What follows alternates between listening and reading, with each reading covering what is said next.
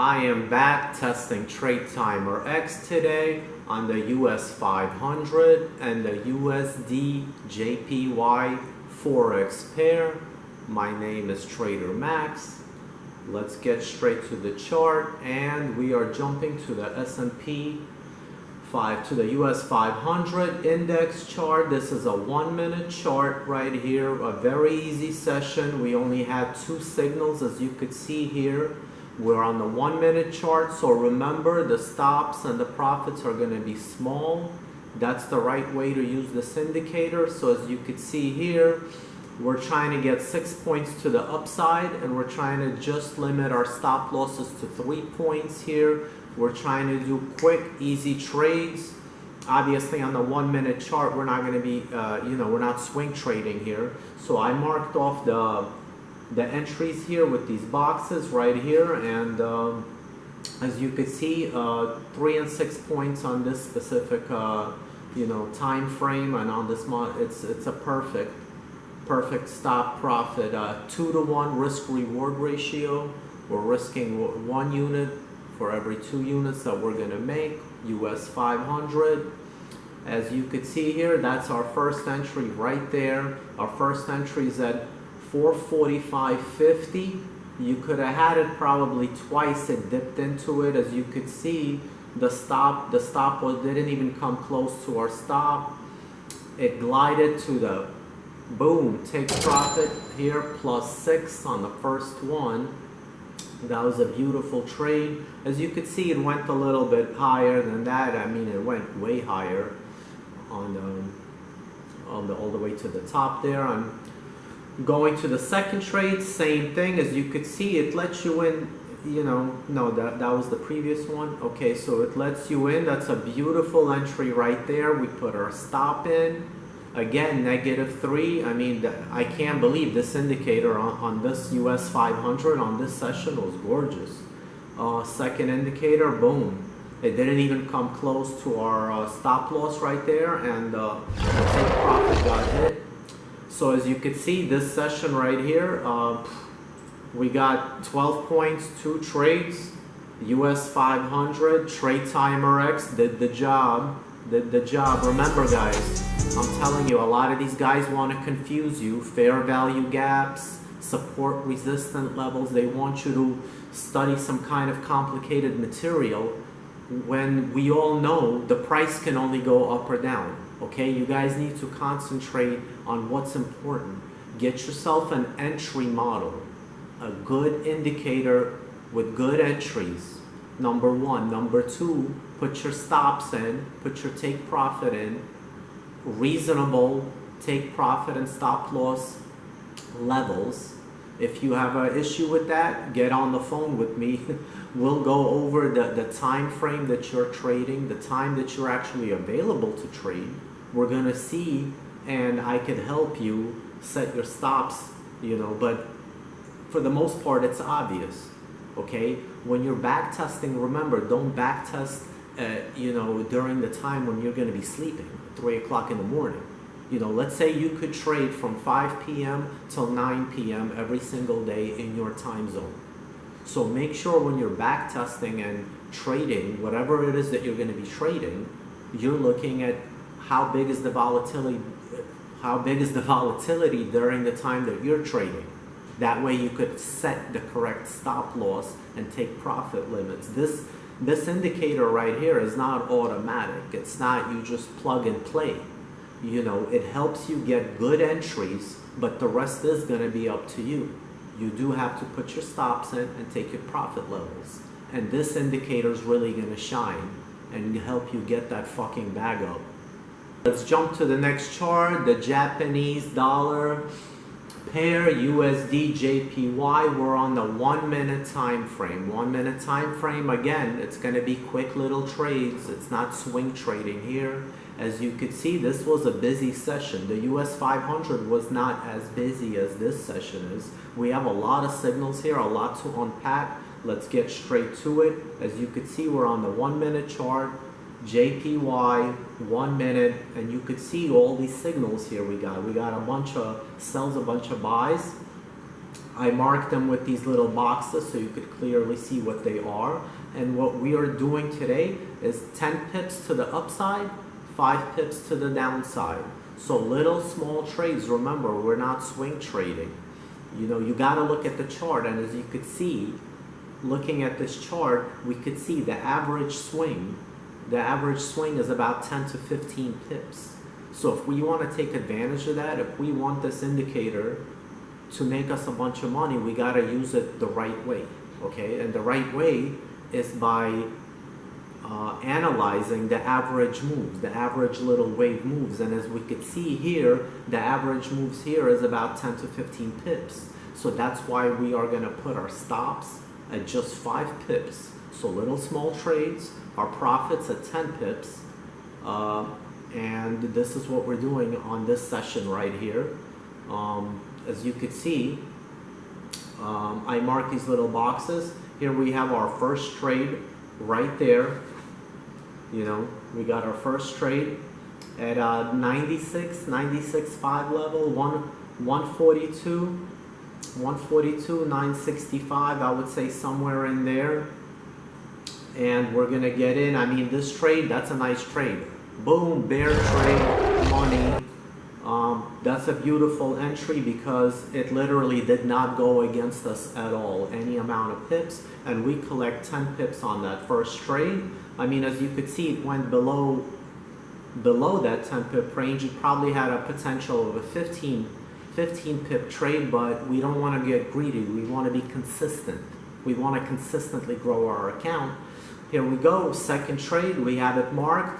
Boom, you know, we're entering at about 142.83 level, about 183, 84, 82, it wouldn't really matter. We have a few little dips below our entry, but it does not come close to the stop or stop order. And as you could see, we have this beautiful move up, bah, get that money. That trade works out, and that's a beautiful trade. That one works. We're on to our third trade right here. And as you can see, we have a sell order. We got a sell order at 142.90, 91, I would say. 90, 91, depends what you would get right in that level. And as you can see, this trade does not work. It goes against us. It doesn't even give us a chance to adjust our stop loss level. So we take a 5 pip hit on this trade, no big deal. As you could see, this trade kept going against us. So that's why it's so important to have a stop order in, because as you could see, the trade kept going against us, and that's what causes a lot of newbies and even a lot of people that have been trading for a long time. They think it's going to come back in their favor, but it doesn't. So on this trade, if we didn't take that 5 pip hit, you would have lost a lot of money. So, you know, when it's your time to go, it's your time to go. And that's exactly what we did. We cut our losses short, because we know we're going to have, you know, a bunch of other trades coming up, you know, whether it's on this symbol or the next symbol. So as you can see, we got our next entry right there. Our next entry is about, you know, 143.19, 20, 18. It depends what you could have gotten, but somewhere in that range. And you know, our stop is 5. It does not come, it comes close to our stop order. It goes against us for about 2-3 pips. And even if you got in late, maybe 4, I don't think you would have been stopped out. This stop order holds. It's not that close, and you get 10 pips on this next trade. So that's our fourth trade. We catch 10 pips on that one, barely. As you could see, it topped out right at that 10 pip level. Now, as it was going up against us, as it was going up in our favor, what I like to do, I like to move my stop order to the break-even level.